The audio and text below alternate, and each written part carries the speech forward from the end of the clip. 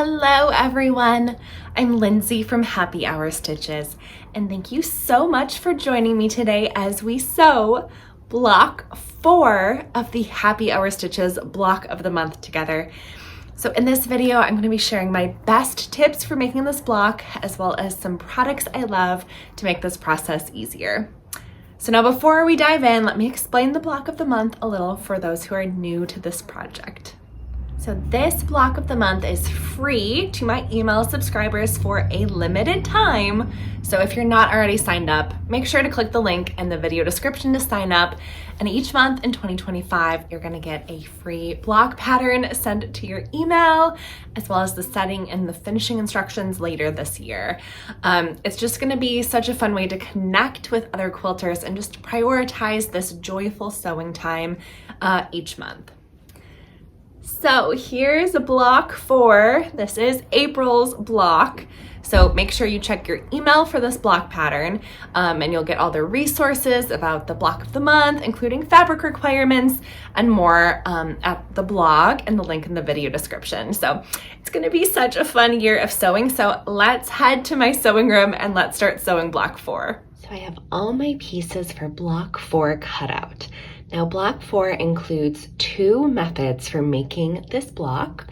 It's a really easy block. So there's a method where you just sew squares together, and then there is a strip piecing method, which is the one I'll be demonstrating in this video. So we have these longer strips of fabric we're going to be sewing together and then cutting into smaller segments.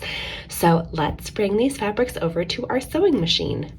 Okay, to start, I'm going to take 2 of my strips, my light orange and my white strip.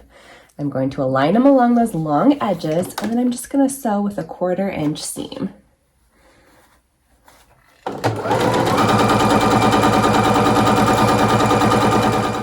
And then I already sewed these strips together, our dark orange and our white. So now I have 2 pieced rectangles.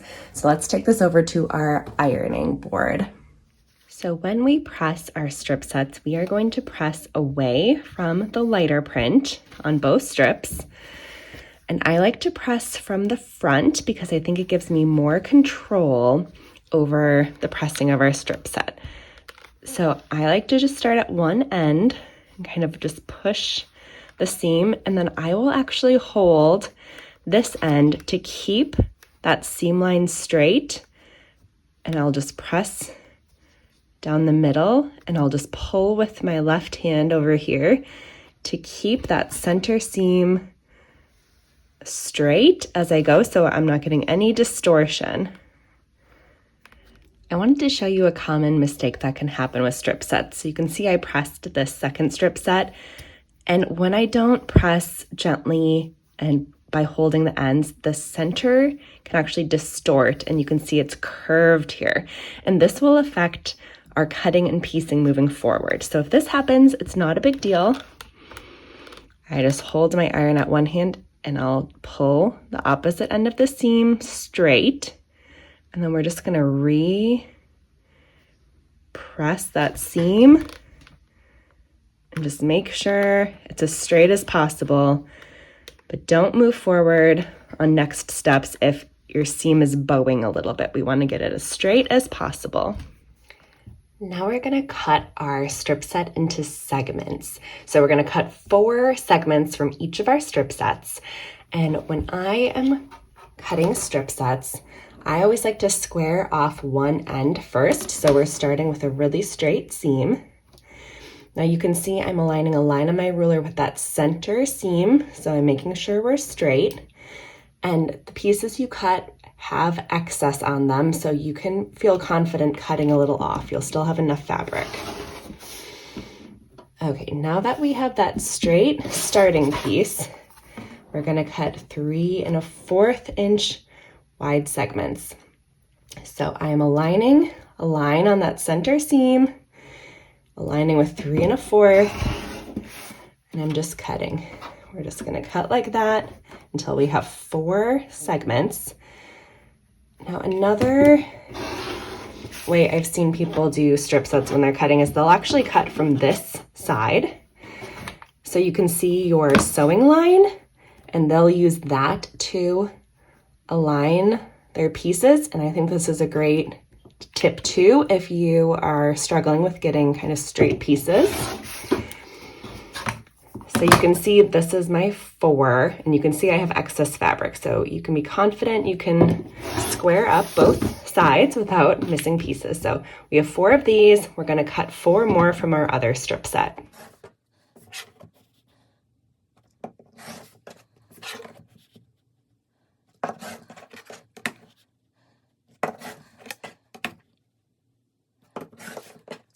Now that we have our segments, we're going to actually use these to make 4 patch units. So we're going to take the darker orange one, have that on top, and then the lighter orange one, and we're going to flip it. So these white pieces are opposite each other, and we're going to create a 4 patch. So we're just going to sew down this seam, and we're going to make 4 of these. Okay, we're going to put our 2 segments together. And because we pressed away from that lighter fabric both times, our seams are going to nest really nicely so that we get that really crisp line in the center of our 4 patch. We're just going to sew with a 1/4 inch.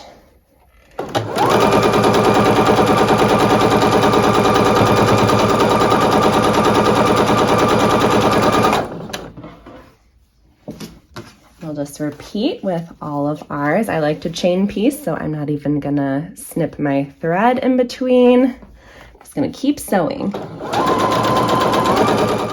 And anytime I chain piece units, I like to use my thread cutter here. This is one of my favorite tools of all time.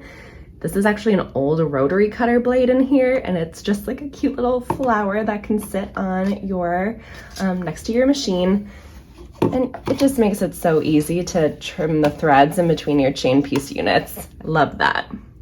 Now we're going to press our 4 patch units. We're going to press toward, it actually doesn't matter what side you press towards as long as you're consistent throughout.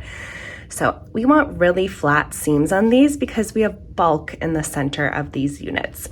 So I am pressing on my favorite wool pressing mat, which helps get really flat seams because the wool absorbs the heat.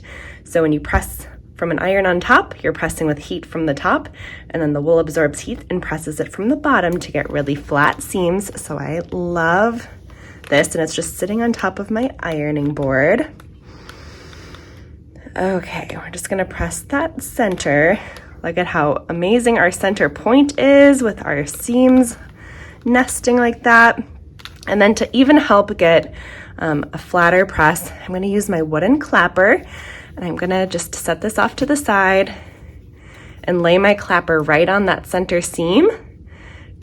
Press it down, and this is just it's gonna cool down with this on top, and it's just gonna flatten that seam, and it's gonna help get really flat seams for a really nice finished block. Look at how quickly our block is coming together. It's ready for us to assemble our block. So we're gonna lay these out, and we're gonna do a little turn so that lighter orange is facing the inside. We have a little center square here. And then we have these rectangles that go in between. Okay, then all we have to do is we're gonna sew these pieces together in rows, and then we'll sew those rows together and our block will be finished. It's so fast and easy. Okay, I'm just gonna start sewing pieces together with a 1/4 inch seam.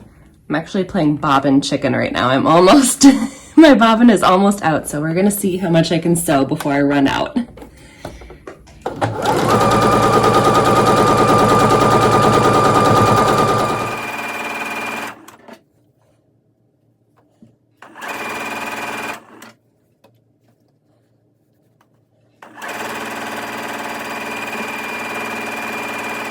We have all of our pieces for each row sewn together, and we're always going to press toward the yellow on every single row.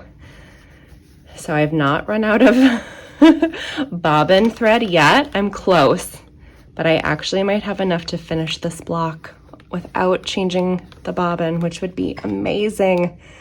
I just hate when you're in the middle of sewing and you have to stop to change a bobbin when you're almost done with a project, you know? Yep, look at, I'm too busy chatting about the bobbin and I pressed the wrong way. I'm just gonna press toward the yellow. Now we're gonna sew our rows together. And normally I don't pin when I'm sewing, but in this case where we have like very geometric shapes that I want to align perfectly, I'm going to pin along these seams. So I actually got a new set of pins, and these are clover fork pins. Here, let me show you better. So they're actually two-pronged and curved.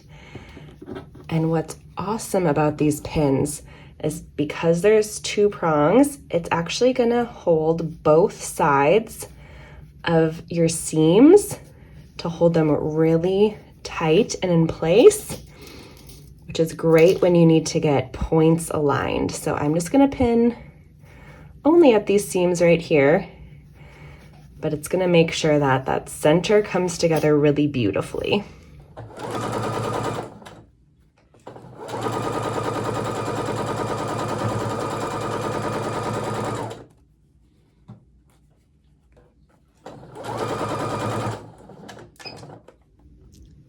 And our block is done. I pressed everything toward the center strip. Everything's looking flat. Now, because we use those fork pins, all of our seams are coming together really nicely. I'm just gonna give it one last little press. It has a fun plaid look to this block, so it's really important that all those seams align to look really neat. And the best part, I did not run out of bobbin. Here's how close I was. I probably could have sewed for a little bit longer, but now that I have this taken out, I'm gonna refill this so I'm ready for the next project. So thank you so much for sewing block 4 with me. I just love this block and I cannot wait to see what everyone does with this pattern. So make sure you're sharing on social media. You can tag me at Happy Hour Stitches, or you can always email me a photo. And make sure you check out the blog for additional resources and the links to all the products I used in this video. So I will see everyone next month for a new block pattern. And thank you for joining me for this little happy hour of sewing time.